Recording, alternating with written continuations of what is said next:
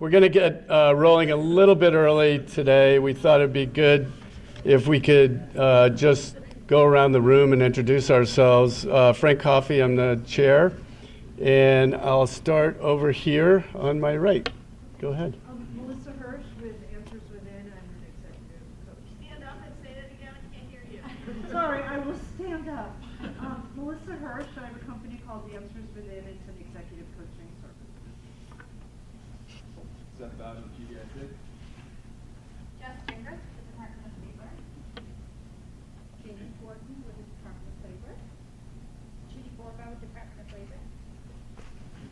Tom Morstead from Resource. Tina Barger with Roma Technology. Adam Goldbrad, Roosevelt, and Fred Booker. Trisha Coates, Vermont Technology Systems. Tom McHugh, Vermont High Tech. Zach Piper, both we have Vermont. Robin Tassin with Vermont Agency of Education. John Russell, Russell Nutrition Services. Joan Goldstein, Commission of Economic Development. Program manager at Vermont Experiment. Guy Oldham, Vermont Department. Pat Elbert, Associates for Training and Development. Mary Brannigan, Associate for Training and Development. Thomas Saylor, same. Paul Beeble, Beeble Builders, Food and Living, Net Zero Homes, and West Windsor, West Lisbon, and Bright Light Electric. Sorry. Sophia Shaver, I'm the Executive Assistant to the Board. I'm Connie Ward, I'm the Director of Human Resources and Development. Lindsay Curley, Commissioner of Labor. Heather Shea, Assistant Secretary of Education. I'm Dustin Agree, I'm your executive director, so all of you, I also work for Frank, I also work for the governor, so everyone's my boss. Matthew Barrow, with Vermont Department of Labor. John Brown, Deputy Commissioner, Department of Children and Family Services. Sarah Buxton, Vermont Department of Labor. Judy Vermont. Chris Harden, Northeast Kingdom Marine Services. Nick Marin, GLN Corporation Stone. Al Cohen, Vermont Adult Learning. Dave Wheeler, Board of the Guard and Reserve. I'm Kathy Keenan, I'm a member of the legislature, and I'm here with my daughter Megan, who's a teacher at St. Albans City School. Ellen Bailey works in Rockford. Gwen Bailey works as a treasurer. Karen Mulligan, check program. Grant Space, Space Construction. And Zach Hatch with Whiteman and St. John's Park. So I'm Dave Allaire, I'm the mayor of the city of Rutland. Kathy LaVoy, workforce investment for Franklin.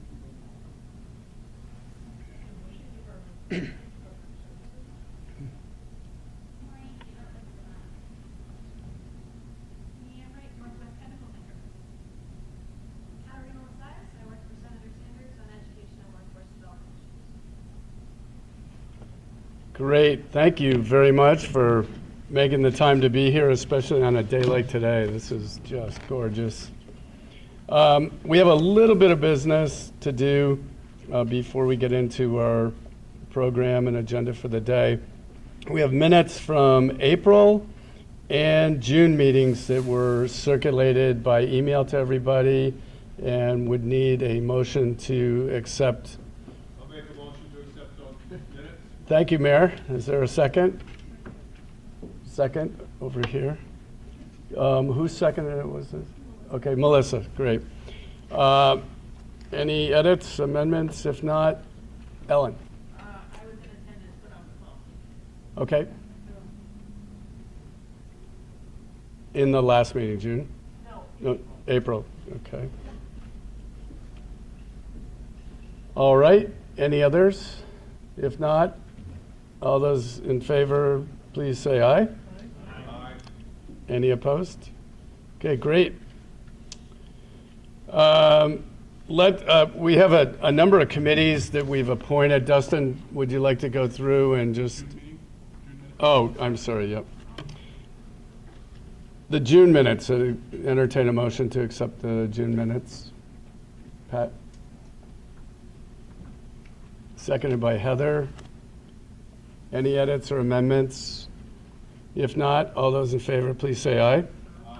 Any opposed or abstained? Okay, great. Dustin, why don't you go through and announce the committee appointments that we've done since the last meeting? Will do. Thank you. So Sophia told me, I asked Sophia this morning if there was anything for me to do. She said there would not be. Turns out she meant would be. Apparently that's been happening a lot lately.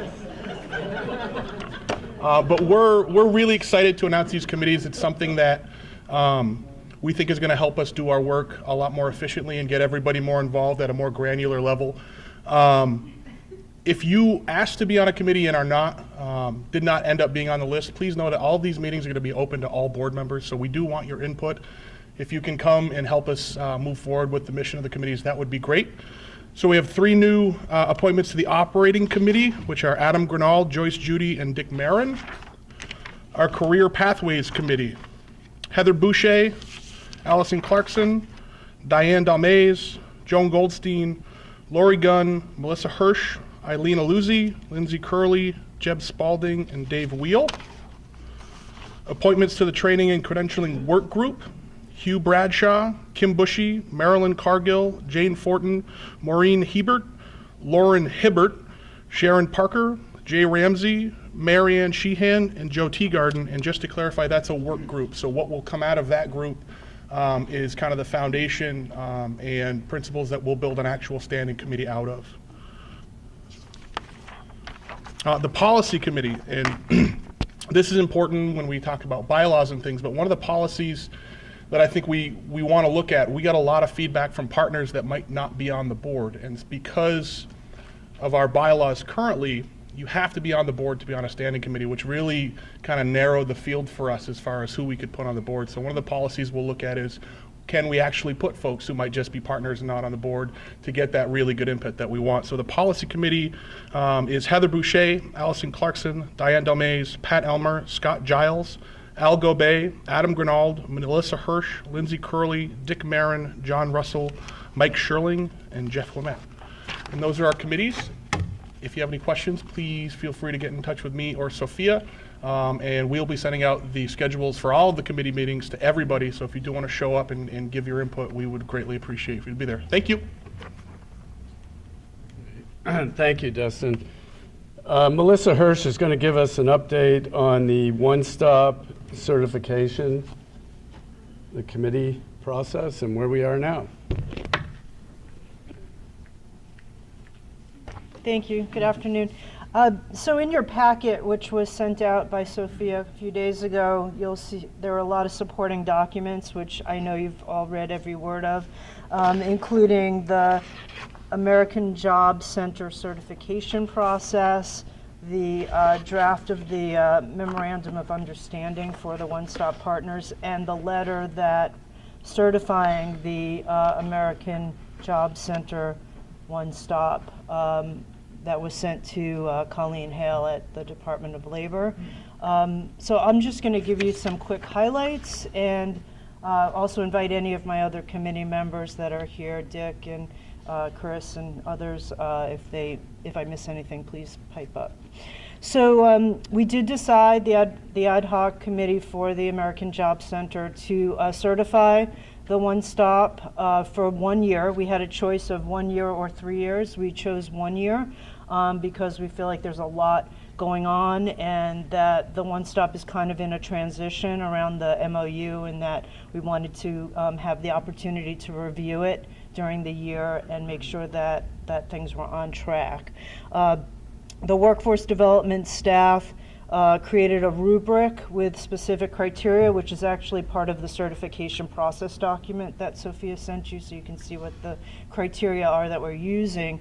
And we reached agreement with the one-stop operator to have updates, frequent updates, and also a 6-month review of progress, and we'll be using that criteria in a rubric that was created by Sarah and Dustin. During the visit, so we had one meeting by phone, and then we had an actual on-site meeting where we had a tour and then a discussion, and then that led us to make the decision about certifying for a year. You know, I don't know how many of you have been to the One Stop Center on Pearl Street in Burlington, but it's an old facility, and it's in need of some renovation. So that was kind of one of the observations that the committee made, even if it means just paint, because it's not as welcoming a place as I think we'd all like it to be. We also noted that it was underutilized as far as space, but hopefully once we work towards the one-stop agreements, that space will become more vibrant. And then it was also obvious to us that there is a need for technology upgrades, and so some of those things you'll see in the letter addendum. Frank has worked very closely with the Vermont Center for Emerging Technologies, and which, if for some of you might not know, it's a co-working incubator space in Burlington, and it's very vibrant, very energetic. And he offered Danielle, the one-stop operator in Burlington, and Dave Law the opportunity to go visit that facility and kind of get some ideas about how to bring some of that vibrancy to the Pearl Street location. So after the tour, as I said, we had a brief discussion, and some of the things that we came up with as recommendations, and again, those are in the letter, are to, find a way to more fully engage the one-stop partners. There is this MOU process, but we talked a lot about what incentives we might be able to implement in order to really encourage one-stop partners, those who are required to be there and those who might be able to spend some time at the one-stop to increase and optimize employee service, job seeker service. So we had a discussion about that. We didn't come up with any specific ideas yet, but I think that will continue to be discussed. We also talked about information sharing systems like common intake and having that help make the job seeker experience more positive and easier. And finally, we talked about a communication plan out to the public, and the stigmatization of that center as the unemployment office rather than the employment and training office. And that's been a many decades long problem, but we kind of had a question about whether the Workforce Development Board could help support more positive communication out to the community about what actually happens in that building. So those are just some highlights, and I'll stop there and ask any of my fellow committee members if they would like to add anything to the report and answer any questions if there are any. Okay, thank you.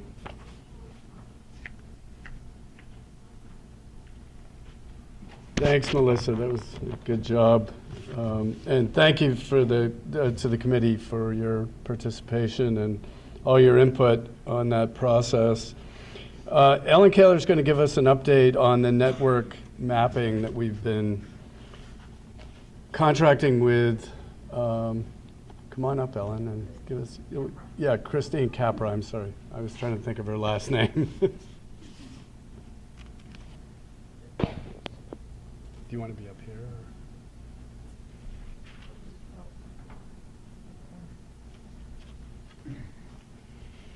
Hello. So in April, at the April meeting, Tristan Tolino gave everybody a little bit of a background on what social network maps are and their purpose. And we wanted to give you an update on where we're at with this project. This project is something that we had included in the Workforce Development Bill H919 as one of the things that this board would take on and be able to continue into the future. And we have some slides, but not right now.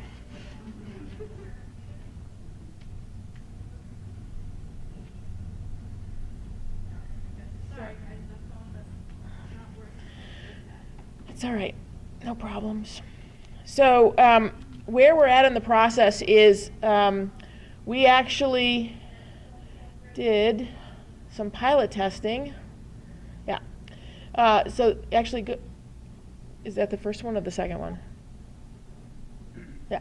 So our objectives for this project is to collect some baseline data on how individuals and organizations within the workforce and development training system are connected. Basically, who's doing what, where, with whom, for whom, and how connected are we, especially at the regional level, is what we're particularly interested in, and also within sectors if we can eventually get there. We want to analyze that connectivity between people and programs, and we want to identify opportunities that we could use to actually strengthen the connections, especially within regions, and better align services so that if you're an employer or you're a job seeker, you can get what you need faster, more efficiently, because you know where to go to and to whom for what. So we have this tool that we've gained access to that's going to help us to visualize to what extent are we currently connected, and our hope is it's going to help us to visually see where there may be duplication of effort, either within regions, especially within regions, or where there are major gaps, either within regions or across the state. Like some type of program may be really strong in one part of the state, but completely absent in another part of the state. And we can then ask, well, why is that? Is that because the need's not there, or is that for some other reason? So you want to do the timeline one? Sorry, we don't have a clicker, so. Where we are in the timeline is that we did a pre-pilot test launch in order to be able to test it with a very few number of people. And then we had about 45 people that tested it. What we were doing was testing the survey questions, making sure that the computer program worked and everything. And then on Monday, in your inboxes, there will be either 1 or 2 emails coming to you that will be with a unique link to enable you to complete the survey and add in your connections. So there are about 650 organizations. So in order to be able to even do this, a few of us with big help from Sophia put together the first ever contact list statewide of everybody that we could find that's doing workforce development and education work. And there are 650 people that we identified and about 150 organizations. Many of these organizations do not actually get state funding, so they were not really part of our awareness for a long time. But now, hopefully through this process, we are going to have a much better sense of who the community stakeholders are that are working together on behalf of employers and job seekers. So what we did was we're going to be creating the actual network maps. We'll be doing analysis around the connectivity, and then that information will be used to help us to implement a stakeholder engagement process. Also part of H919 was this identified need to hold a stakeholder engagement process. It's also part of our board responsibilities from WIOA. And so our idea is to have regional meetings, and we'll use the information that we gain from this network mapping process to be able to identify people to make sure that they're actually able to be at these regional convenings. So, and then the second part of this process that we haven't completed yet, we're working with the Vermont Business Roundtable and the Vermont Chamber to develop a list of employers to survey to identify what types of in-house training they have going on. Many of them, especially the larger employers, will have HR departments. They have their own in-house trainings. We want to know who they are, what they're providing, what the level of service is, and also gauge additional needs that they might have. We'll then be able to meld those two survey results together eventually, once we collect both. We have to do both in parallel, and then we'll integrate. And that will then also give us a sense of both what the nonprofit and government agencies are doing, but then also what's the private employers doing on the workforce and training program front. So, yes, how am I going to do this? Can we have the computer over here or not? I don't think it'll reach, but I can kind of navigate. Okay. So as I said, you're going to either get 1 or 2 emails. The reason is because if you're an individual and not the leader of your organization, but you're somebody that, for instance, is delivering services to a job seeker, or you work for an employer who has some kind of an in-house program and you're the interface with looking for job seekers, as a for instance, then we want to capture who are you, who do you know within this network, what do you do, what's your area of focus, what types of people do you serve, what barriers to hire do you work with, those kinds of things. If you are an organizational lead, the CEO, the executive director, secretary, whatever, we also are going to ask you to fill out an organizational profile. And the reason for that is because people move jobs. So we want to keep track of both at the individual level, but we also want to keep track at the organizational level.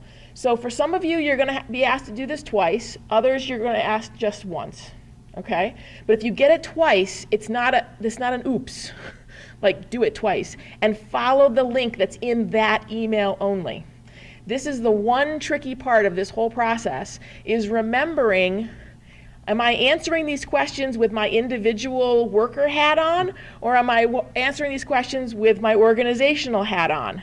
And that will matter because it will impact what shows up on the maps.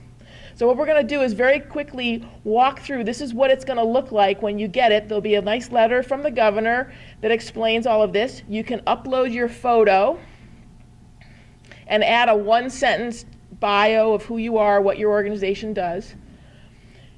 Then you actually go to the survey questions, and we ask you to really read the instructions. This is where, like, are you answering from a person or an organization is here. So then you're going to answer some very basic information.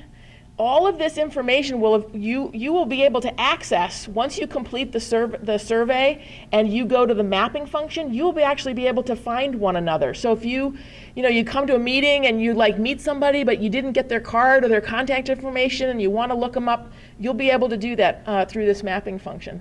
So basic information. Then I'm answering as a person, the primary role that I play, the counties that I serve, the population that I serve, the types of training programs we deliver, the types of educational programs we deliver, what types of training and educational programs are you interested in? So we're also gauging whether maybe this is something that, you've never worked with ex-offenders, but you know that this is an issue, and so your organization would like to figure out how can we potentially provide services to that population. So there will be a lot of blanks. You only check box the things that are relevant to you. And you might end up skipping whole questions. All of that is fine. Only answer what is absolutely relevant to you. So then after you do the survey, then you go to connections. It's the 1, 2, 3, 4 process. You go to connections, and what will happen is we have preloaded the 650 people and 150 organizations. And there's a filter function. Whoops, go back up to the filter. There's a filter function. So let's say that you are operating in Windsor County only. You could go down to the drop-down menu and click on Windsor, and the only people that will come up are people that are in Windsor County, and then you can indicate whether or not you're connected to them or not. And there's a series of questions related to your connectivity. If you're somebody that works statewide, then you're going to have a little bit of extra work to do in that you're going to be wanting to go through the whole list. But it's pretty quick. It's a very quick process of basically identifying who do you know, who do you work with, and how well do you work with them. We're actually, through this process, able to gauge the intensity of your connection by how you answer the questions. So how well do you know this person? How recent was your deepest engagement with this person? How often do you engage? And in what context do you engage? So that's the kind of thing that we're going to be testing, and it will show up that way in the map. So then, maybe go to the organization one, and then we'll do the map of the organization. Does that make sense? So if you're answering from an organization, it's the same thing, the same basic information, and then you're going to skip down. Keep skipping down to where it says if you're an organization. So the rest of this survey you fill out from your organization's hat of these are the things we do. So in my case, this is my listing. I'm not the person that actually delivers most of the services. I have staff that do that. But my organization has these various connections with these other organizations. So that's what I'm answering from this perspective. Again, mostly almost identical questions, or all identical questions, really, from the organization. Except for organization, we want you to tell us if your organization offers any credentials. Yes, And if you or offer any apprenticeships. So you'll be asked if you're an organization if you do credentialing or apprenticeship programs. Okay? So again, you go through the same thing, the same exercise on connections, and then the map process is very fluid because every time somebody else enters their information, the map's going to shift a little bit until we get everybody in. So it actually can give you a little bit of seasickness if you look too carefully as it's loading here. And one of the things you'll be able to do is filter the map by, for instance, the populations that different organizations or individuals serve, the kind of training, the kind of education, the kind of employment barriers, and then also by county. Can you scroll this part over? I think there's a way to, well, actually leave it up for right now. So on this left-hand side, there's a description of basically what you're going to be looking at, what different colors mean, what how to basically interpret the map. And then, actually, I think there's, all right, so anyways, what will happen is right now, there's only been a small number of us that have actually completed it. Can we, but eventually, all these dots will have, hopefully, a little icon of somebody's face on it. And they're color-coded by either person or individual or organization. So green or person, blue is organization. And then there's other color coding that shows whether you're a business, an educational institution, a foundation, your government, higher ed, those kinds of things. So you can also filter by the type of organization that's doing what. So then what you're seeing, yeah, that's not, can you? Yeah. Sorry.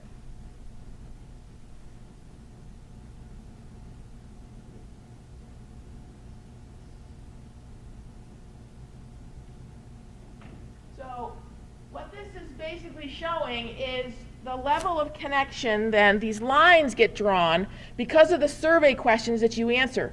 These lines get drawn, and the intensity, the thickness of the lines will correlate with how well you said you know this person and how closely you work with that person. So right now you can see things are kind of moving around because the coding, the program itself is going through all of these calculations to figure out the connections between people. So you can't get attached to what the map looks like because it's going to be changing every time somebody new comes in. Eventually what we want to be able to do is to overlay this on a picture of the state of Vermont so that if you filter for, say, Bennington County, what comes up will be the organizations that are in Bennington County. What types of organizations are they? Who are they working with? What populations? Those kinds of things. What kind of barriers to hire? What kind of training education are they offering? So there's ways to filter that. So like, I don't know, go to, say, we put me in here, and I'm not that connected, so there's not that many people. But I don't know, go to population or something like that and do, just do the drop-down menu.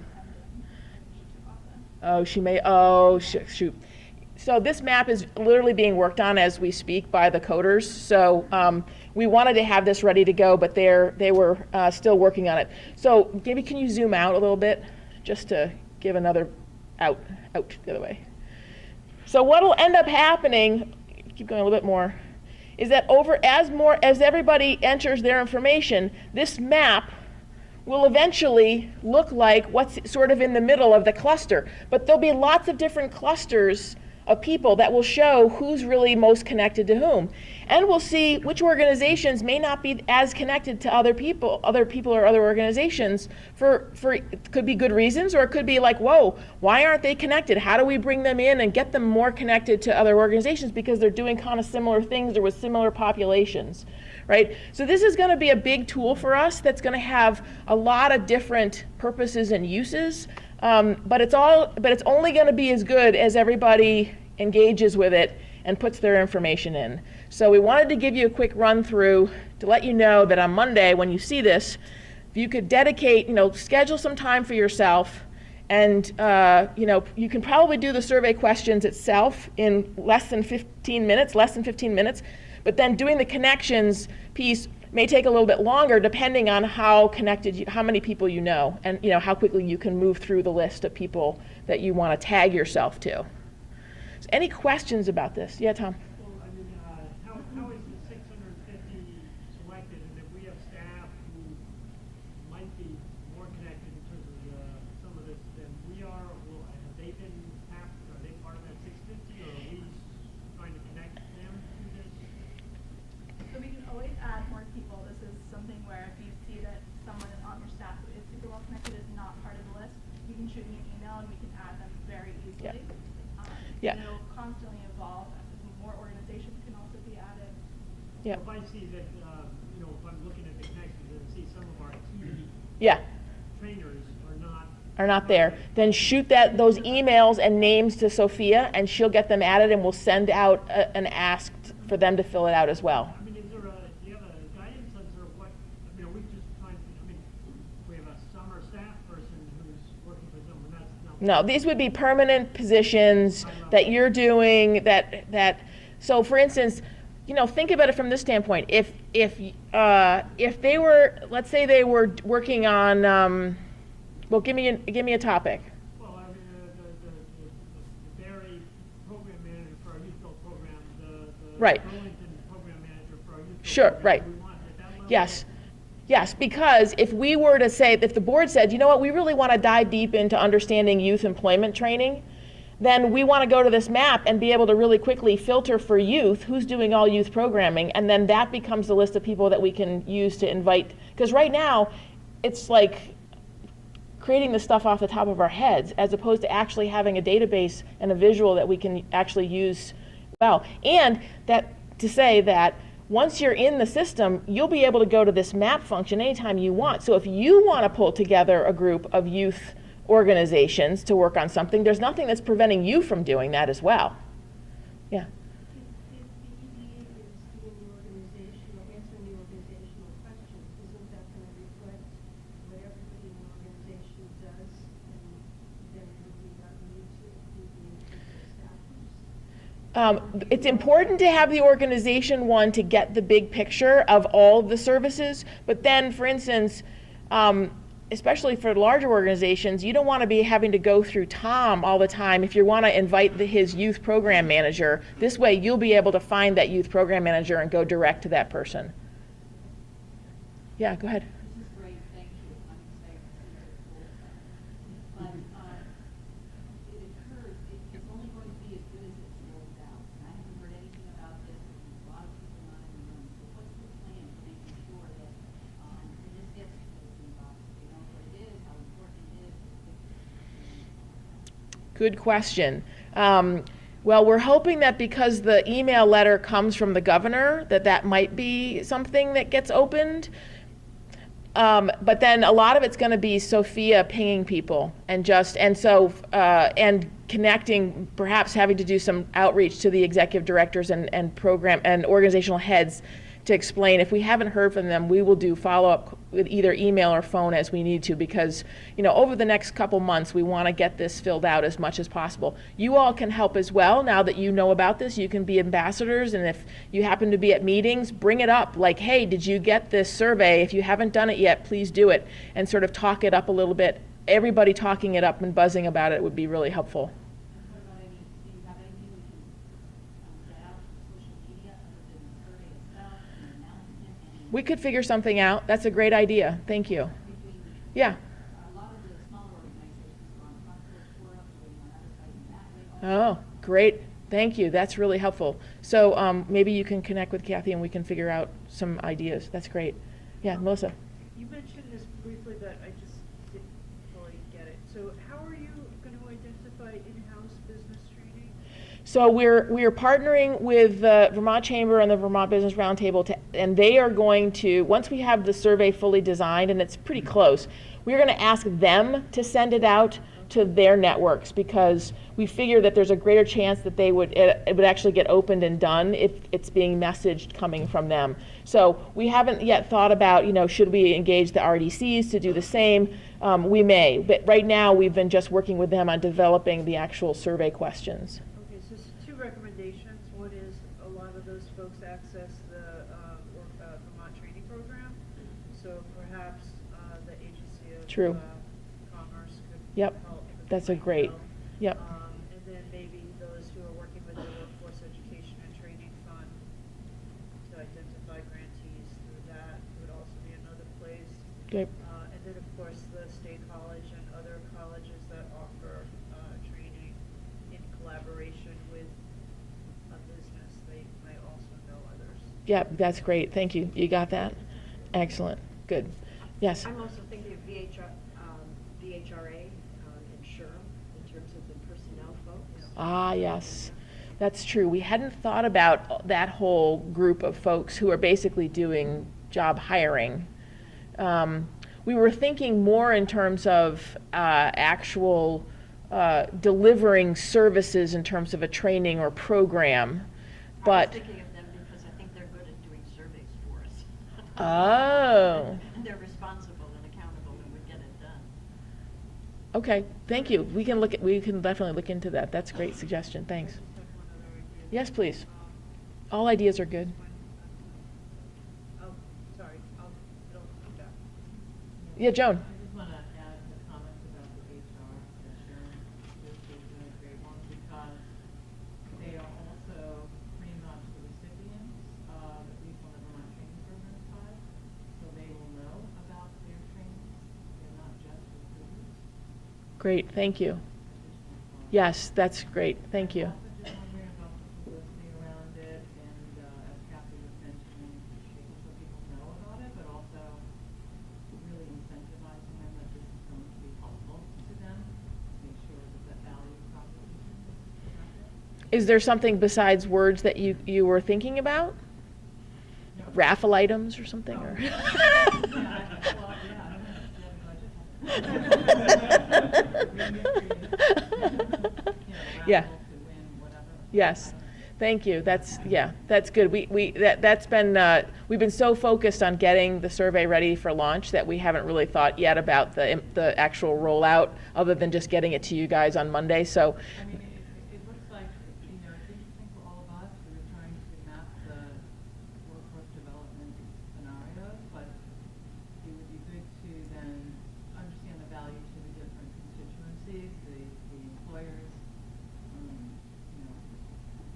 how they would use it. Yep. In this case. Yep. Thank you. That's great.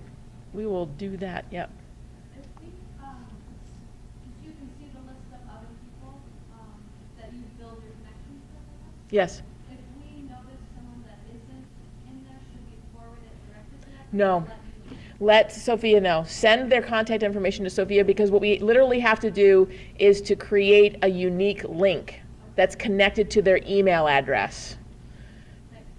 Because otherwise they'll be getting yours, and then they'll be going, wait a minute, I'm not so-and-so. I remember, sorry, the Association of Talent Development, ATD, they offer trainings every month or every other month, and they would have a good handle on other people in the community. Great.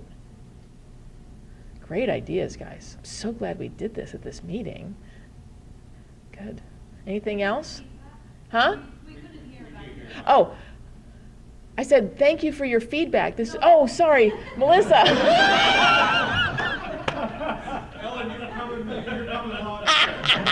Melissa, stand up and say what you said. I'm sorry, I'm struggling with a summer cold, so I'm not projecting at my normal level. The Association of Talent Development, ATD, they offer trainings and pretty much every month or every few months. And they would have a whole database of folks and all their members also. Right, all their members, yep, great, ATD. Great, all right, anything else? Thank you all. We look forward to seeing who you're connected to.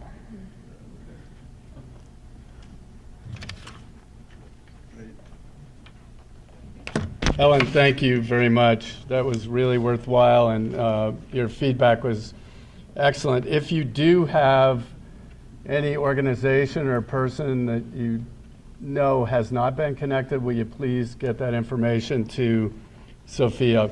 This is a really good project. We heard from you in previous meetings that you'd like to hear from our providers or partners. So today we're leading off with Associates for Training and Development are going to give us an update and presentation. So we have Mary Brannigan and Thomas Saylor, I believe. Pat, are you also? Okay, great. Thank you. Thanks so much, Pat.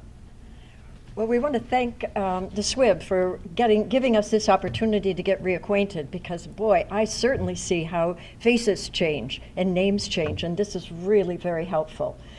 So Thomas just asked me to start by just letting you know I founded the company 35 years ago. And what we do is primarily, the goal of the company is to provide employment and training services for older Vermonters. But what we're going to do today is tell you where we are today. And to do that, it's Mary Brannigan. Mary wears many hats because she's so talented with our organization. Her actual title is Director of Program and Partner Affairs. And I just want to thank, Thomas's moniker is be short, concise, and to the point. So he's deferred all of his time to Mary to talk about the program. But he did want me to say one thing, and it's a thank you to, I guess it's to Dustin, in terms of designing the agenda, putting us before Matt and not after Matt. We all know how dynamic his presentations are, even with the clicker today. You're great. So, Mary. Good afternoon. So my name is Mary Brannigan. I'm the Director of Program and Partner Affairs for A4GD. And many of you know us as Vermont Associates for Training and Development. We are just entering year 36 now, and for 36 years, Vermont Associates has operated here, and we have recently dropped the Vermont in some areas because, as you can see from the map, anything pink is our current service area. So we operate in the northeast part of the United States, and basically what we do is we help people with workforce training programs that help people get back to work or find new ways to work. And every yellow dot is an A4GD office. You see that we're statewide, that we have offices in Vermont as north as St. Albans, St. Jay, and then as far south as Bennington, Brattleboro, Rutland, Montpelier, Burlington in the middle. And all of these programs specialize in mature workers. We define mature, well, typically mature is age 55 plus. If you've worked with us in the past, and I know a lot of you have, then you've probably worked with us in the context of the Senior Community Service Employment Program. We call it CSEP. And it's the oldest jobs training program in the whole country. It's actually 53 years old this year. And it is a federally funded project through the United States Department of Labor. And it's a project that helps people who are 55 plus, who are currently unemployed, to get workplace experience training in local nonprofits or local municipalities. And it's an absolutely fabulous program. It's extremely popular in Vermont. I really believe in it. And it's just wonderful. It helps people to really get their confidence back, get their skills updated. Some people in that project have been unemployed only for a short time, and they really breeze through the program and end up employed at the end. And others are facing long-term unemployment, some significant barrier to their employment circumstance, and that program helps to overcome that barrier. So I think in the context of working with A4GD, most of you have worked with the SCSEP up until now, the CSEP program. Some of you have also encountered another program that we run called Learn It to Work. IT is information technology, and that is a basic to intermediate level computer training course that we operate, and the trainers in our company operate that. It's people learning computer skills through the lens of job search. So someone would be learning how to use the internet by doing job search online, or they would be learning how to use a word processor by composing their resume and their cover letter. So it's all about teaching people the computer skills they need to be successful at work while also teaching them how to find work. And that program is absolutely terrific. We are a WIOA eligible service provider, and it's extremely popular. We're really proud of it. And the program that we'll spend most of the time talking about today is the Vermont Returnship Program. And that's our newest project, and it's just getting off the ground now, and we're really excited about it. We have designed this in collaboration with the Vermont Department of Labor, and essentially the Vermont Returnship Program has been designed with this in mind, that Vermont is full of very capable populations, and that if we want to expand the workforce in Vermont, we have to find ways to help these people re-engage or re-enter the workplace, the workforce. That is critical. And so the purpose of the Vermont Returnship Program, number one, is to provide opportunities for currently unemployed, experienced workers to re-enter the workforce, particularly in a new line of work. So those are people who are not working now and they would like to work again. And number two, to promote labor force retention by allowing workers to explore new and different types of work that better suit their needs. So that would be someone who is working and is thinking about leaving the workforce but doesn't want to leave entirely, and they need options to figure out how to work differently. So if we want to know what a returnship is, if we want the most complicated definition, we look at H919, and this is what we see. A returnship is an on-the-job learning experience for an individual who is returning to the workforce after an extended absence or is seeking a limited duration on-the-job work experience in a different occupational setting. We can simplify that a little. Basically, a returnship is similar to an internship, but it's for someone who already has workplace experience. This person is not typically a student. They typically have already worked for some time. People come to returnships from a lot of different circumstances. I'll get to that in a minute, but this is what a returnship generally looks like. A returnship is tailored to allow transition into a new area or industry. It typically offers a window into the roles and responsibilities of a new position. So someone can see what a job looks like before they pursue it in a permanent way. It typically involves training and growth opportunities, as well as confidence building, clearer recognition of skill set. It allows people an opportunity to see if this is something that they are good at. And the last point is that a returnship usually is paid, and it's usually paid by the employer through a stipend. The program itself has 5 basic elements. And the first thing we do with someone who comes to us thinking that they would like a returnship, the first thing we do is we start doing some assessments and case management with them. We try to figure out, what does this person like to do? What are they good at? What can they do? What are the gaps in their skills? If they are pursuing a certain line of work and they are not quite skilled enough, or they are lacking a certain credential, we try to help them figure out what that is. And we try to get to know them in that process. So that assessment and the case management is hard to separate, but we consider them 2 elements. The third piece is the workshops. This program involves workshops for people who are interested in doing a returnship, and that workshop helps people figure out the different options for work. One of the titles of the workshops that we run is Reimagining Work, figuring out ways that people can engage in the workplace differently than they have in the past. It could be part-time, it could be seasonal, it could be in a different role, it could be in a mentoring role that they hadn't had before. I think that the possibilities when people start to think about that is really about how they design their life, and how they work is such a key part of that. These workshops are fabulous, and our trainers are really good, so we're excited about that piece. There's assistance to employers as part of this project.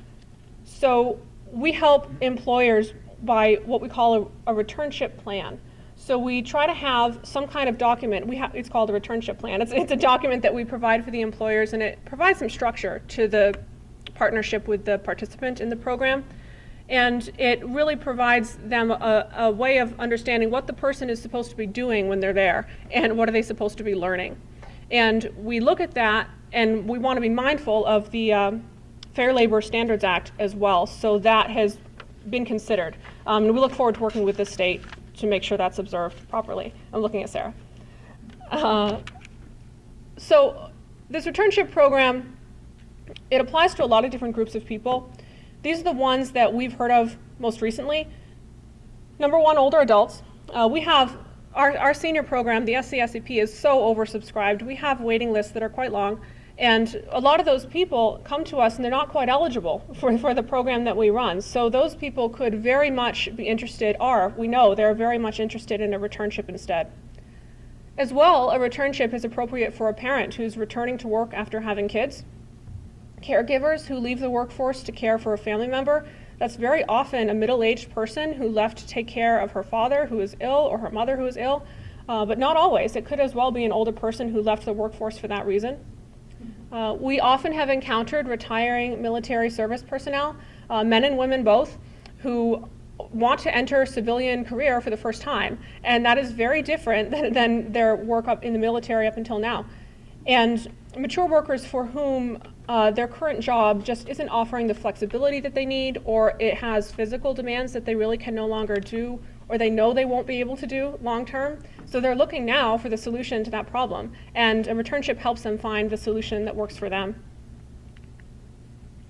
Returnship cohorts could also include people who have taken an extended career break. I encounter them every week. We call them retirement dropouts. These are people for whom not working just isn't working anymore. They could be bored, they could be isolated, they could have thought they would be able to afford retirement, but they can't. But there are a lot of people who have retired and it just isn't working, and they want to get back in, but they want to do something a little different. We also have heard quite frequently from laid-off workers, unfortunately, in the last few years. IBM, Energizer, MyWeb, Keurig, GE we've had employees from all of those contact us looking for an opportunity, and we haven't quite had the program for them. We think this can be it. Some professions have mandatory retirement age, like policemen, firefighters, park rangers, air traffic controllers, pilots. And we certainly would not see any reason to exclude other populations like ex-offenders or people who are in recovery from substance abuse. We think of those individuals as needing an entree back into the workforce. This is a point of entry. And maybe it's most helpful if we look at a couple of real case studies. These are people who have approached us looking for opportunities like this. I've omitted their names, but these are real. The first one is a lady who's an ER nurse, and she didn't really want to retire, but she didn't want to work 40 hours anymore. And her employer was a large hospital that would only employ her at 40 hours or nothing. And so she wanted a returnship because she still wanted to work in healthcare, but she wanted to do it differently. And she wanted to explore alternative careers in that same industry. And she also wanted something, as she was getting older, that she thought she could do for another 10 years, but she knew she couldn't keep up the physical demands of working in an ER. The next one is a young woman, a biochemist who's 36. She has her PhD from UVM, and she left the workforce after having her second child, and she was unemployed for a lot longer than she thought she would be, because in this industry, if you're out for even a year, your skills become dated very fast, and your knowledge becomes really dated really fast. And when she came back to Vermont, Dustin. She moved back to Vermont, and she was realizing that she needed experience working in a in a lab, manufacturing lab, instead of an academic lab. And those are slightly different skills. That's a different atmosphere. And she wanted to know if that was something that would be appealing to her long term. And so a returnship would have been a very good opportunity for her. And then the third case is a machinist. This gentleman is classic because he had all of the criteria to be eligible for the CSEP program, but he was too young. And so he would have benefited from a returnship because he really wanted to reinvent to a new career. He had worked in manufacturing for his entire life, and he wanted to try something else. He thought he'd be good at customer service. He was friendly, he liked answering questions for people, he liked being around others. And he wanted to figure out options for himself to do that, but he had zero experience in that area. So he certainly had experience in the workforce. He was proven that he was very capable, but he didn't have experience in this realm. So this is I think it's just tremendous need for this program, and I think that we will get a really good response to it. So in the end, what the returnships program is designed to do is designed to mitigate the shrinking of the workforce in Vermont. We bring back into work people who are not currently engaged in work, and we retain those who would have otherwise left. So we're bringing people back in, and then we're stopping the hemorrhage of people who are leaving, or at least we're shrinking. It's cost effective because it leverages existing skills in the labor market. Employers certainly benefit from this. They help to find qualified staff. They find a labor pool of people who have the soft skills, and they have the passion for work, the need to work, the understanding of what work is. And so employers absolutely have approached us wanting something like this. And we think it's attractive to populations that are not effectively reached by other programs, particularly older people and especially those who are ineligible for CSEP. But it's helping people to re-engage in the workforce, which is a really, really critical need. And we know that there is demand for it because we already have applicants approaching us. We have for a long time. And we're really excited to get started with it. So marketing materials and website content are in production now. So I won't show you our company website because there isn't returnship relevant content yet, but there will be very shortly. And we already have many interested applicants, but we certainly welcome referrals of participants and also employers. If you think that this is something that you could benefit from, or if you would like to talk with us about it more, my number is right on this sheet, and I have my cards with me as well. So employers who are interested should contact us, and as partners, we certainly welcome referrals of individuals who we think could benefit from this. And as I said, we're really excited to get started. I think that this is a great project. I think that I've been really fortunate to watch workforce programs that actually work, that help people become more independent, and that really help. It can be a pivotal point in someone's life. And I think this will be for many people. Thank you for listening.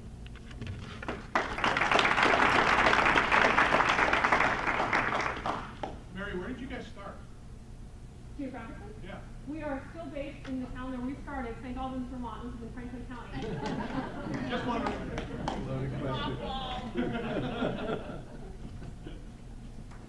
Pat, Mary, Thomas, thank you very much. This is really timely and extremely needed for the workforce. It makes a lot of sense, and it's good to know all those resources are there.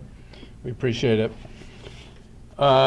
Matt Barowitz is here today. He's the Chief Labor Market Information Officer for the Department of Labor and a brilliant economist, and I'm sure he has a great presentation for us today. Matt, thank you for joining us.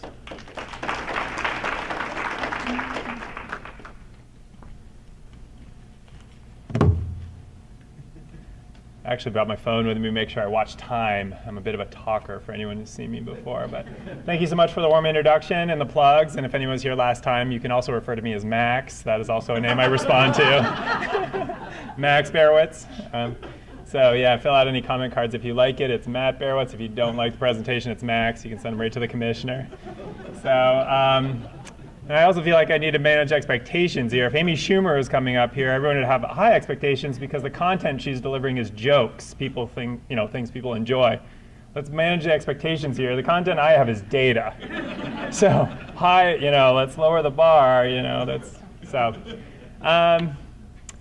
So it's been a while since Labor Market Information's had a chance to talk to this group. And for those who remember, that there was a period of time where Kevin and I were coming in and doing a lot of labor market information and saying, here is the entire landscape of what's going on in the state of Vermont. For those people that weren't here, I needed to figure out a way to kind of bridge that. So some of this stuff will be, might look familiar, but it's going to be a vehicle to get us hopefully where we want to go, is a conversation. So the presentation has a couple of pieces to it with a brief intro, 1, 2, 3. We'll whip through that. For those who don't know, economic and labor market information is 100% federally funded. We are funded by the U.S. Department of Labor, though we are state employees. The bulk of our money comes from the Bureau of Labor Statistics, and they give us money to produce data consistent with federal methodology. So Vermont's data is the same as California, as Texas, meaning comparable. We use the same definitions, same terms, same survey instruments. We follow the same production calendar. And so I have a lot of staff that are solely dedicated to the production of data, whether that be the unemployment rate for the state of Vermont, labor force participation rates, also employment by industry, employment by occupation, wage by industry, wage by occupation. That's the bailiwick and the sandbox we play in. So we have a great time in there. And if that sounds like fun, please stop on by. We love guests. So Employment and Training Administration is a friend to many in the room, and they're certainly a good friend of ours, because they give us money to go out and talk about our data. Absent the Employment and Training Administration's money, all we'd have is a ton of good information that no one would know how to use and everyone would be scared to touch, because our website, like many of the data-focused websites, are very intimidating unless you know what you're looking for. So one of the big takeaways, not only for you as an individual, but also as a board member, is that you don't have to become experts in labor market information. You just have to know how to contact me. And then at which point we will get you all the support in, yeah, Dustin loves, we provide data support to anyone who calls, any information, whether it's people looking for work or employers looking for workers, or even educational institutions looking for partners to talk about trends in employment. So I don't think we can go much further without thanking the group here, because the work you do, not only for the benefit of this room, the last part, as participating in a federally required board, but also for the state of Vermont. There's a lot of great activity, not only for businesses, but employees. And for those individuals who are willing to do mentoring or internships or job shadows, whatever it might be, so beneficial to the state and encouraging that pipeline down the road. And I will say that I do get out and talk to people every now and then, and I've actually started to hear some buzz about the subcommittee work that's going to be going on in here. So that's very exciting. And really want you to know that there are people who are interested in the work that's going to be coming out of the subcommittee work. So appreciate everyone who's contributing to that as well. So I don't think I've run the quiz here, and I realized I went through all the materials. It's like, well, maybe they haven't seen the quiz, and if not, we'll whip through it. Certain people will be experts at it. Others, let's just have some fun, because it's data again, right? It's fun. Population of Vermont. 625. I'm going to go with the commissioner. She's got it right. So we start here. Let's start with what we're talking about. State of Vermont. 625 is the best estimate we have. Every 10 years, the U.S. Census says, let's figure out how many people are in each state. The U.S. Census is really good at those 10-year estimates. What they're really not good at, especially for the state of Vermont, is the estimates in between the 10 years. And so they have a lot of variability. They have a lot of difficulty predicting where we're going to be. They thought by 2020 we'd be well over 700,000 people. And those were estimates circulating as early as as late as 2010. And we just knew here in the state that those estimates had no bearing on reality. And so even if you trust the 2017 data, it does show a slight decline. If nothing else, it says we're flat. And we've thought we've had flat population for a while. So this idea of, do we have a declining population? Maybe. Is it a lot, a little? Do we have a growing population? Tough to say. How many cities in the US have a greater population than the state of Vermont? Any guesses? 1,000, right? It's a little less than that, actually. Surprisingly, it's only 27. There's only about 27 cities. And I remember this scale when I grew up in Vermont, but I spent some time in San Diego learning for the first time that San Diego proper had 2 million people in it. You're just like, 2 million people. We got 600, like Burlington I get lost in, and there's like 40,000. Yes, there's football stadiums.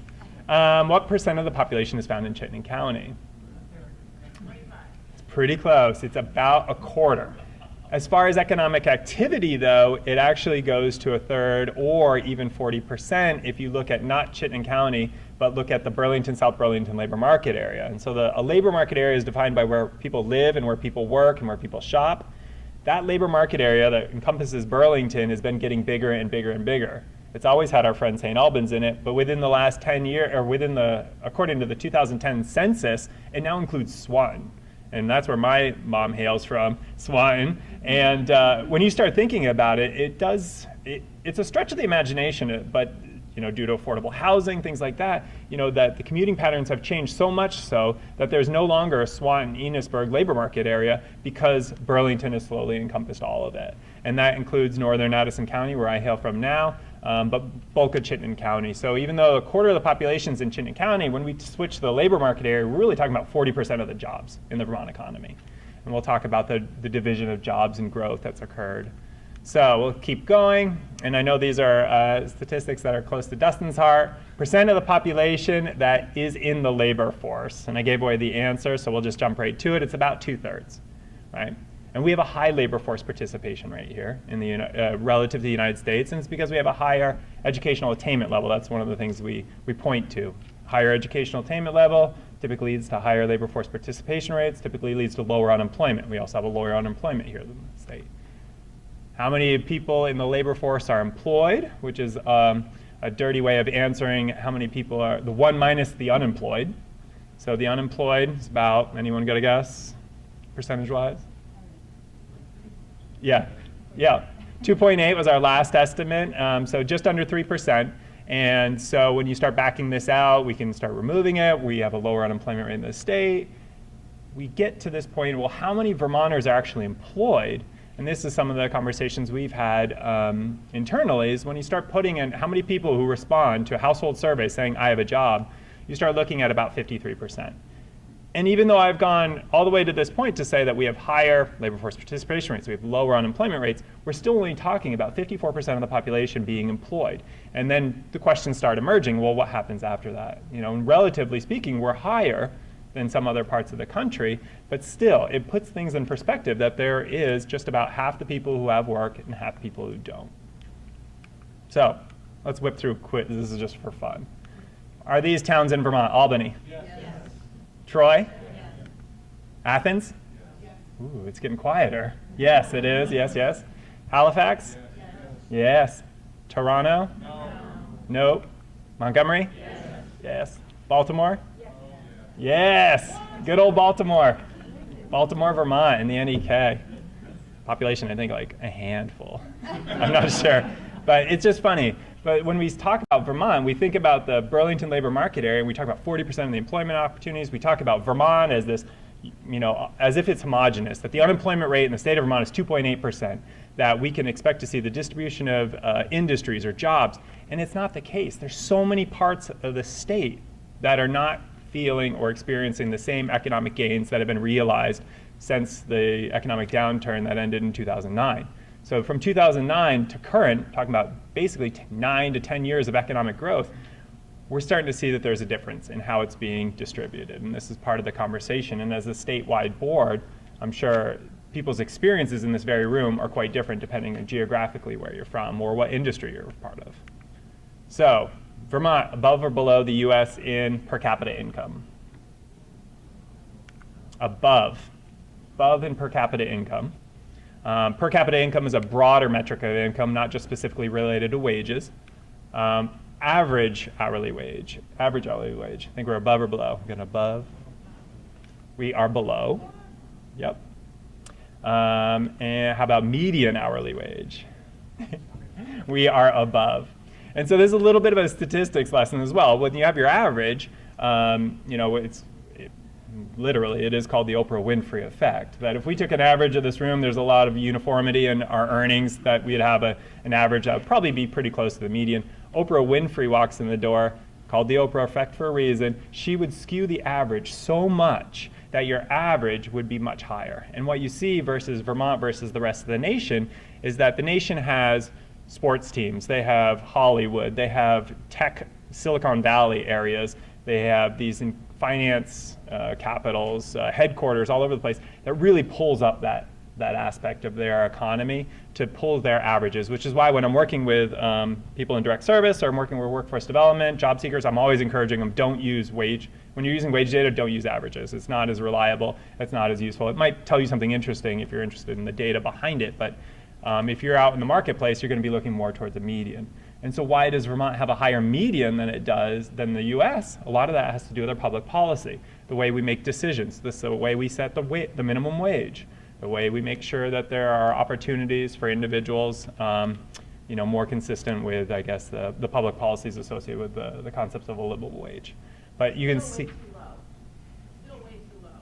I mean, half the people make less than that. Half the people on an hourly basis make less than that. Yep. Which is like $36,000 a year.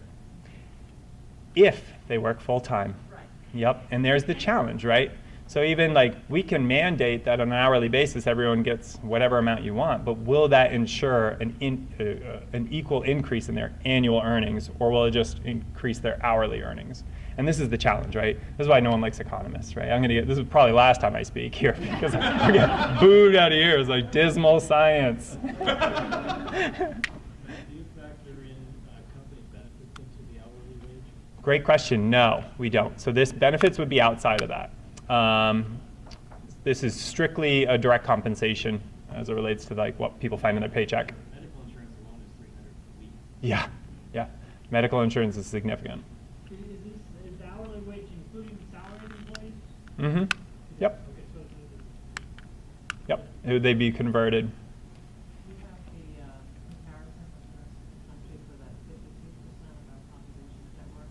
How does that compare? I think we are around, last time, what were we, like 15th highest? It was higher than I expected. We are higher than expected. Mississippi was the lowest. Yeah, some are down in like the low 40s. Mississippi, yeah, we do have that. That was interesting to see the metrics. So just some things to kind of get the brain warmed up to the idea of data and manage expectations about how good this presentation will be. So this is where the conversation starts about what we've kind of jumped into it. What surprises you? What fits our narrative? And why even start here? Why would I even choose to start here as a landscape? Do you have any thoughts anyone wants to share just quickly? Or certainly reach out to me privately. I'm always interested in hearing what people have to say about the status of the economy or what they're seeing from the ground level, from a business perspective or an individual level in their area. But I think we know a lot about the narratives. I think we did some of the dispelling the myths here before, where we're talking about there's no jobs out there, there's no way to earn money, or everyone's leaving. And this is kind of trying to put some meat around the bones of those stories to say, well, what is true? So if we were talking about the status of the Vermont economy, amazing, right? End of presentation, done. Any questions, right? We've had 9 years of this, economic growth. Unemployment rates as lowest as I can find. I can dig in the trenches of the old data, and I can see one observation back in the 2000s where we are at 2.7% unemployment. Prior to that, I'm looking in the 88s. I'm looking back to the start of the series, and we've never had lower unemployment rates. If you look at wages increased by industry, we're seeing stronger growth than we have in the last few years, indicating that there are people earning dollars. But why doesn't it feel that way? Why can't I just end the presentation that way, right? And some of this has to do with the distribution of the wealth. Some of it has to do with the creation and not manipulation, but the creation of the statistics. When we talk about how averages can be moved, when I'm talking about average industry data, we know that there's individuals within those industries that are doing very well. We know there's certain occupations that are doing very well. They can't be hired fast enough. They can't, they are juggling multiple offers. I'm talking to old friends, and they're like, well, I got multiple offers, I'm a corporate lawyer, or I'm a manager of HR, and they're juggling multiple offers in the Boston area, and it's just unbelievable to hear the numbers being thrown at them and the back and forth that's going on for talent right now. And so this will be where our conversation is going. But this idea that the economy is doing perfectly fine, we know that overall traditional economic data cannot tell us what we know to be true in our local communities, in our local even in our families or neighbors. So broad line, there's a lot of positive indicators, but I'm still digging to trying to understand where the direction of this economy is going, because it doesn't feel like that's the end of the story. So you've seen this graph before, and I'll explain it to you just briefly because it'll just take us through the next couple. This is more of a prompt for me, but when we talk about every recession that's occurred in the United States since World War II, these are all those recessions standardized by left to right months and up to down % of job loss. So they're all standard. This is US data. The last recession was called the Great Recession, the big red line, because of the depth, how deep, how % of jobs lost. In the last recession, 6 out of every 100 jobs was lost in the US economy, 6 out of every 100, which is significant, the deepest recession we'd had. And then left to right, the number of months it took us to lose those jobs and gain those jobs back, it took 7-8 years to get back. Normally we were talking 18 months, 2 years to get back to where we used to be. So when we talk about where we used to be, what I'm referencing basically is December 2007. What's occurred since December 2007, the amount of job loss, and then how long it's taken to get those jobs back. So this US economy shows, this is why it got called the Great Recession.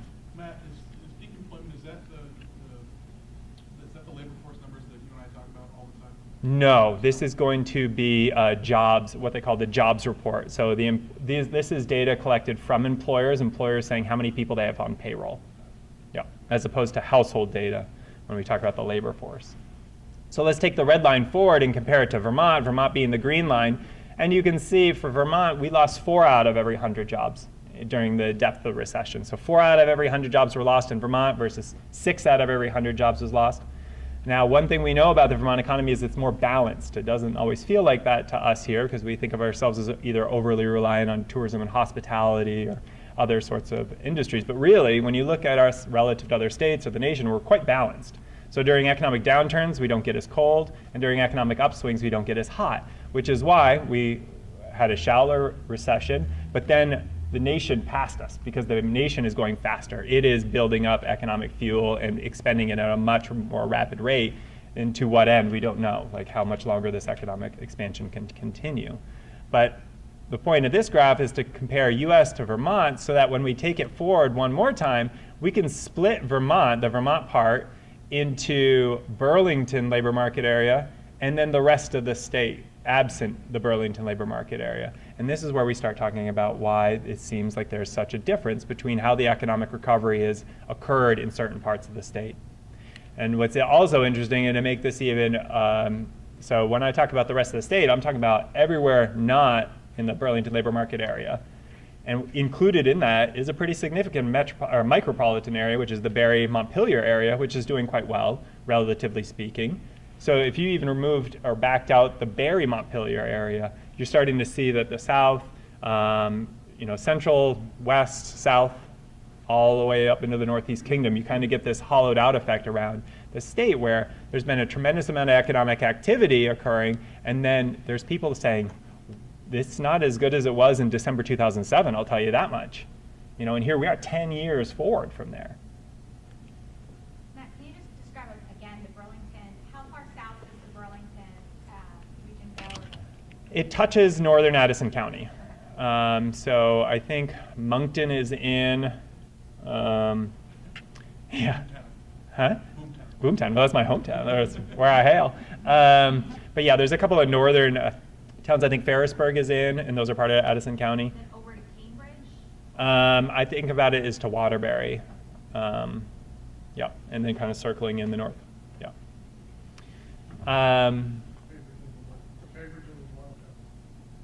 Right. Yep. So Cambridge would be out. Not in it. I don't believe so, but I could double check that. It's a tough commute from Cambridge. Like it was, just thinking about that. So, so just trying to think about this in the scale of employment opportunities, when we're talking about jobs, again, the source of this data is employers. Employers are telling us how many people they have on payroll, how many jobs are paying. And when we talk about this recovery, this recession, now this recovery, whether we're talking about it for the state of Vermont or we're talking about it for the US, this is a urban-based recovery.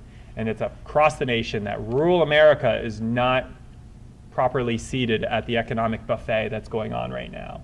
And I think that applies also to Vermont, where there's a lot of rural parts of the state that are wondering when it's going to be their turn at getting some of the gains of this economic expansion. I point out and highlight that this is an urban-based recovery because our biggest metropolitan area over the last year has shown some decline. So when we look at this percent growth from Burlington labor market area, boom, boom, boom, all the way up here until about December of last year, all of a sudden we're saying, oh, what's going on there, right? And we can always talk to our friends at GBIC and ask them questions. And some of this has to do with the structure of the data. So when we're talking about employment growth, we know what's grown recently, and actually what we're predicting to grow in the near future is actually the same things that have been growing lately. So the four that I've been highlighting, construction, professional and business and technical services, education and healthcare services, and leisure and hospitality, those four have been the key drivers of these last 5, 6, 7 years of economic growth in the state of Vermont. They're actually predicted to continue. What represents potentially a holdback to this situation ties back into the labor force. This data is only this is a projection, but this data here is only representing data of jobs filled. I was at a presentation yesterday for Vermont Human Resources Association, and I asked, how many people have open jobs in here?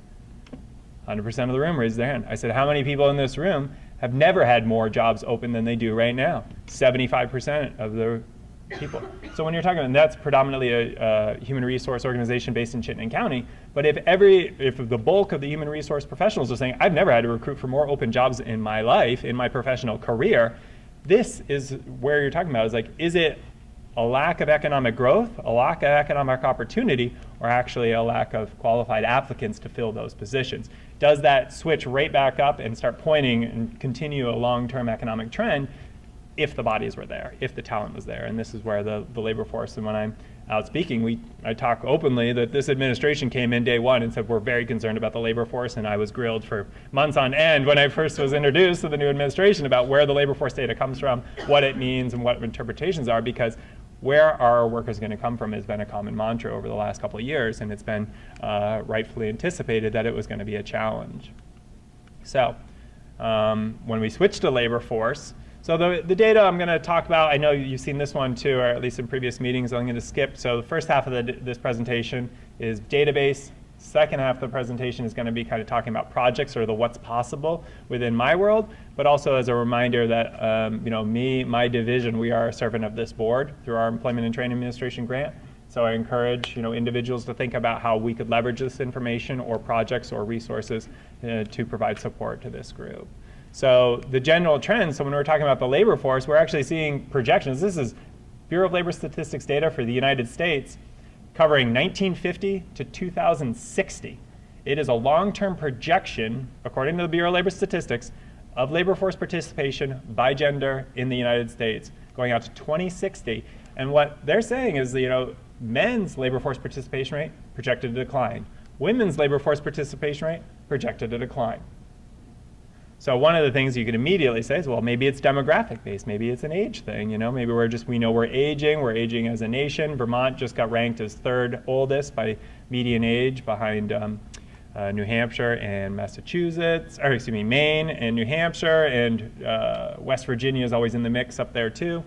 But it's not just gender, it's by age. So even there was some high peaks for the 25 to 54-year-olds, and we're seeing a decline in their labor force participation rate. And for the US, it's projected to continue to decline. For mature workers, we just had an interesting discussion about opportunities associated with mature workers and people wanting to remain, projected to continue to decline. And then the young people, when I first saw this graph, this is the one that really started, we grabbed our shovels and started working as hard as we could in LMI. We said, we can't let this happen. A declining in the labor force participation rate in 16 to 24-year-olds. That may be the future in the US, but we're going to do everything we can to not make it here. Because even though you don't stay in that first job that you have as a young person, the tremendous amount of professional experience you gain from that first job and the research associated with your first touch into the labor force versus your long-term outcomes are just very, very tight, and something I just really hold on to. So that's kind of where we started to pick up and run with it. So we said, okay, if we have people in the labor force, we need to figure out how to use them or get them in the positions that are highest and best ability. And that's one of the things we're thinking about right now, is if there's people who might be ready for that next step, but maybe a little bit nervous about taking that next step, we need to create that the mobility in the labor market to create new opportunities for people coming in as new entrants, or people coming in with experience, or people trying to grow companies. Tom? And how does someone who's in college get counted? Because that would be a sort of, I think, maybe a more positive explanation for a decline. More people going to college, less in the labor force. 100% correct. And certainly all the reasons or rationales of why people are in the labor force or out of the labor force, they could be construed as positive or could be construed as negative. Certainly the increase in post-secondary education has put potentially a draw down on the labor force, because there is evidence to indicate that there is higher participation there. So some of it could be positive. My fear always is that someone goes from high school to college to the workforce and then realizes, I just got a degree in something that I have no interest or no idea even how to use. So I'm thinking about it also from the young side, not just the 16 to 24, meaning the 20 and ups, but the 16s, and making sure we get exposure there. But is the high school kid who's got a summer job, do they get counted in this? They would. It's a household-based survey, so someone would answer the survey for the household. And if it was provided in the summer for that month, they would probably be considered employed, and maybe during the school year, if they're not working, they would be considered out of the labor force because they weren't looking.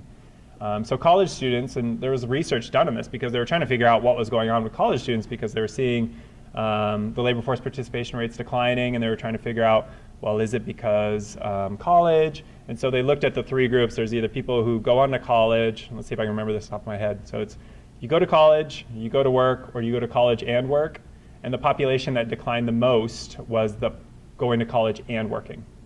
So the other two are quite stable, you know, except for the people, they filtered into just going to college. So it's more like you're either going to college or you're working, as opposed to there was a big population, like when I went through, I worked all the time.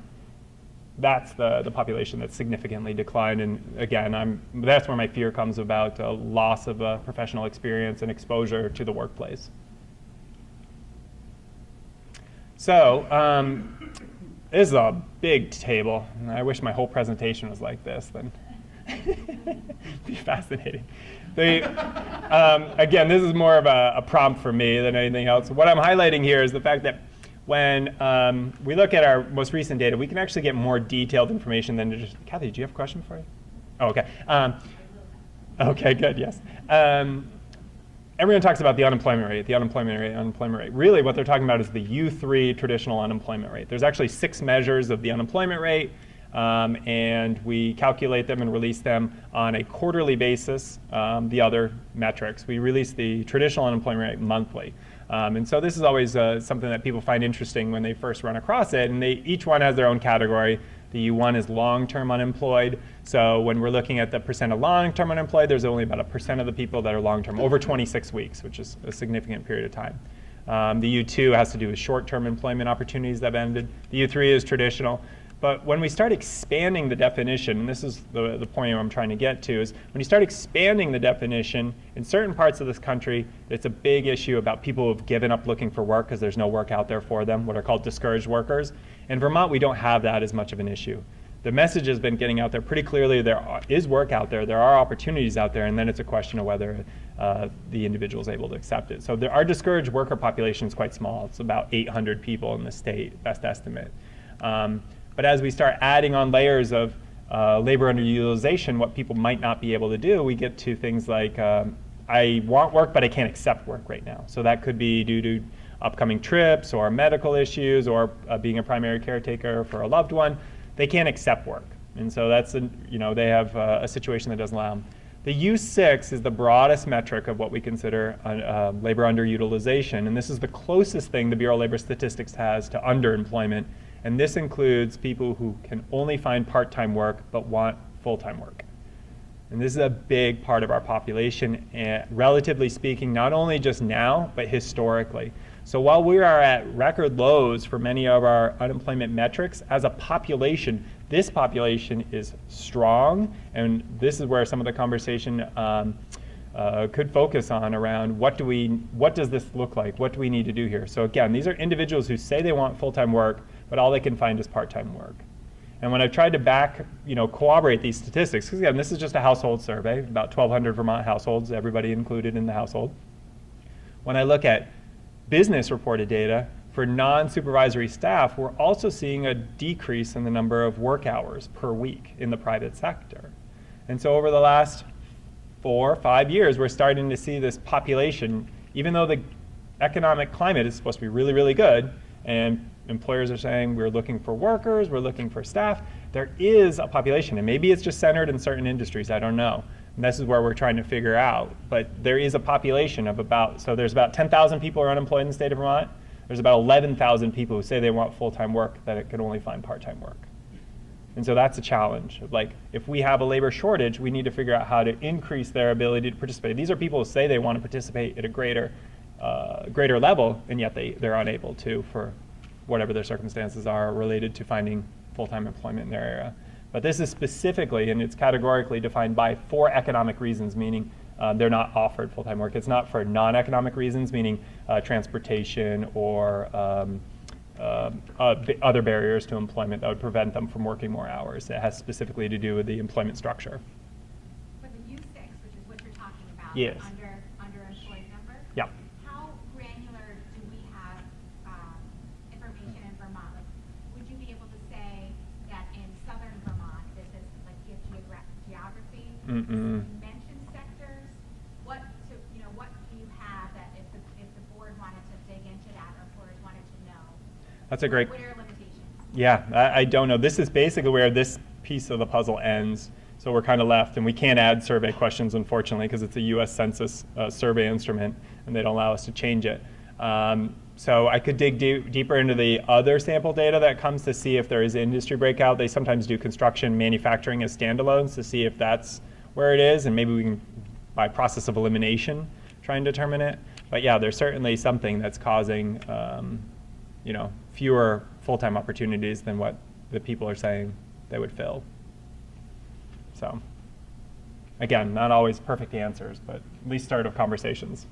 Do we know that for sure that is a barrier to their employees not being able to get the full-time job that is available? Because I find in working with people one-on-one, in the end, what I often find is one of those old little four that it is real. When it comes to shove, there's a housing issue, they can't get them close enough to work, there's transportation that's not reliable, there is child care that really isn't accessible, or there's a substance abuse issue that's not being recognized. So I just wonder, is this really for lack of a job that people around those and we're not giving enough? That is a fair point, and I would have, I think that's very true. The point being, are we sure that this is it? And unfortunately, when it comes to survey data, it's how people feel that day when they respond, and and maybe they're being a little Pollyanny of say, well, if a full-time job fell in my lap and it was, right in my front yard, then sure, I'd accept it, and so, there could be some of that going on, and geez, if that was the answer, that would be, it would shift the burden on me to keep digging in the data and start figuring out what are the barriers, right? It would shift the conversation, and I would certainly, welcome all thoughts. So that's actually helpful as an idea of like, well, maybe there's only so much data can do in this other than engaging in the conversations around barriers, around transportation, and the other things we know to be significant contributors to people not being gainfully employed full-time, childcare being one of them. So from here, what we've been talking about, declining labor force, and this has been, we've been bucking the trend as of late. So we have 5 months of data that have been released in 2018. From January to May of this year, we've seen pretty strong labor force growth. And so we're not sure where it's going to go from here, but that's been a positive sign. The U.S. economy just released their June numbers, and they had extremely, even though the unemployment rate went up, the reasons it went up were construed to be positive because there was a significant increase in the people saying they wanted to work, meaning increase in the labor force. And normally when you re-enter the labor force, you re-entered first as unemployed, so that drives up the unemployment rate, at least initially. But from a standpoint of laborers, when we're like, well, we're trying to get people engaged and interested in the labor force, that's a positive sign when you have a rising labor force. And for Vermont, we've been filling them pretty quickly because many of these have come in as employed individuals. So when I'm out talking to young people especially, it's reinforcing that point that jobs are available and that there are even opportunities for entrepreneurs, meaning start your own company, getting young people thinking about that, not just even going to work, but starting your own company. So young people, we talked about them. The public narrative, we talked a little bit about that. And this is the question that keeps LMI going, is like, well, how do we get all Vermonters to start thinking about this? I know, as I said, special thanks to the people in this room for being passionate about the subject matter enough to even entertain a data conversation, but also thinking more broadly about Vermonters in general, like what do we need to do, what kind of messaging, and this is where, other questions I would be happy to entertain. Otherwise, I was going to show some things that where LMI is heading as a direction to hopefully stimulate some thoughts or maybe even make some connections related to partnerships down the road if anyone's interested in trying to roll out some of these materials. But getting to think about what Maslow's hierarchy of need, I said, well, there's probably an employer's hierarchy of need, right? And unlike Maslow's, it doesn't start at the bottom. It can really start anywhere. What we're talking about is skills up to down and wages. The higher your skill level, the higher your wages will be. And it looks like a pyramid because in for lack of any other flowery way to say it, in a capitalist system, there's going to be more people on the front lines than there are going to be CEOs, right? You're always going to have there's going to be fewer upper managements, professional staff, upper managements, middle management support until you get down to production levels. So you're going to have a higher quantity demanded of workers at lower skills. We need people answering phones. We need people doing flagging or running machinery, whatever it might be. For most organizations, it's going to look like this. So based on our conversations with Vermont employers, we started asking, well, what are you looking for when you talk to, when you're looking for applicants? The number of times we heard this was unbelievable. We need someone who works well with others, shows up on time, and follows instructions, right? Commissioner Goldstein, right? Yeah, yeah. And it's just like, if you can get us here, we can train for the rest, right? And so what we've been trying to do is create materials like this to talk to young people to say, I don't think it's so much that the young people don't have skills. I think it's that young people can't convince somebody verbally that they have the skills. And so what we've been trying to say is,